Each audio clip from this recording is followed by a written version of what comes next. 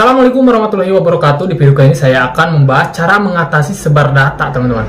Karena di sini yang ditakutkan oleh nasabah gagal bayar itu adalah sebar data. Jadi simak video ini supaya kalian tahu.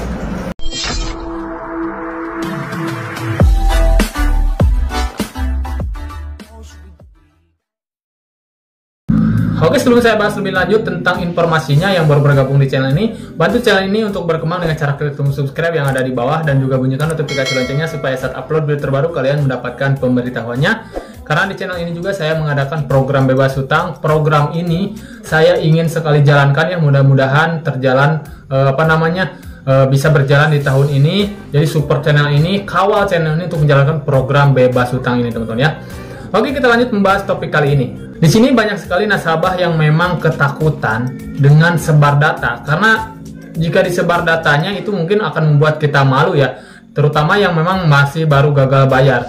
Untuk menghindari sebar data, sebenarnya ini sebar data ini memang tidak bisa kita hindari jika sudah terjadi.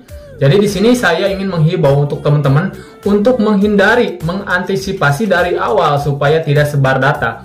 Jika kalian mungkin meminjam di aplikasi pinjaman online legal, ini kita bisa hindari dengan cara pertama, kan pinjam online legal itu tidak bisa sebar data jika tidak ada izin akses kontak. Karena di awal pengajuan itu legal itu tidak memiliki izin akses kontak, galeri, ataupun intinya izin akses handphone kita. Kalau yang ilegal itu pasti memerlukan izin kontak, galeri, handphone, semua harus diizinkan untuk pengajuan di aplikasi ilegal. Jadi saran saya sih jangan pinjam di aplikasi ilegal jika kalian tidak tahu untuk mengamankan datanya terlebih dahulu. Kecuali untuk pengajuan di ilegal itu kalian bisa amankan, karena di sini juga banyak jasa-jasa yang bisa mengamankan jika di awal pengajuan.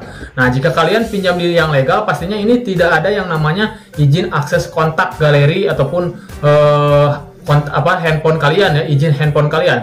Untuk mengantisipasinya, misalkan kalian di sini baru saja mau gagal bayar, kan di awal itu tidak ada izinnya. Tapi jika kalian gagal bayar, itu biasanya izin itu sudah bisa otomatis ada, teman-teman ya. Bisa otomatis ada, ataupun bahkan misalkan pengajuan di pay letter nih.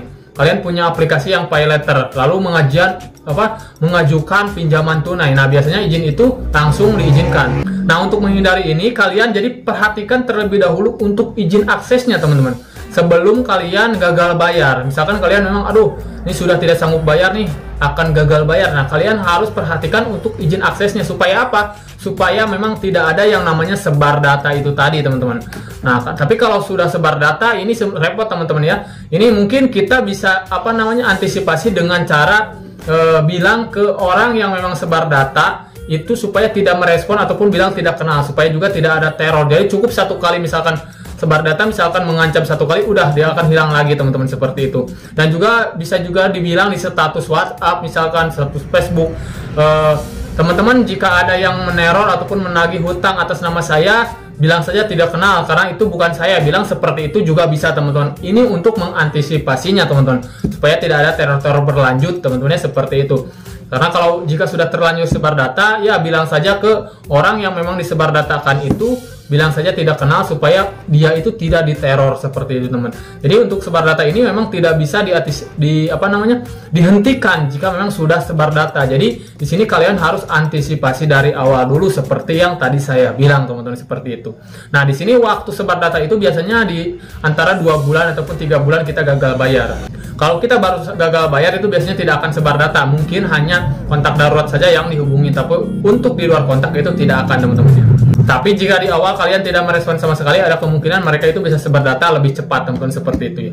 Jadi sih informasinya, jadi antisipasi dari awal untuk menghindari sebar data ini sebelum terjadi. Kalau sudah terjadi, kalian bisa mengunggah status WhatsApp ataupun memang bilang ke yang diterornya itu supaya bilang tidak kenal ataupun memang tidak tahu ya, supaya tidak diteror terus-menerus ataupun jangan direspon sama sekali untuk yang menghubungi di luar kondar itu, teman-teman ya.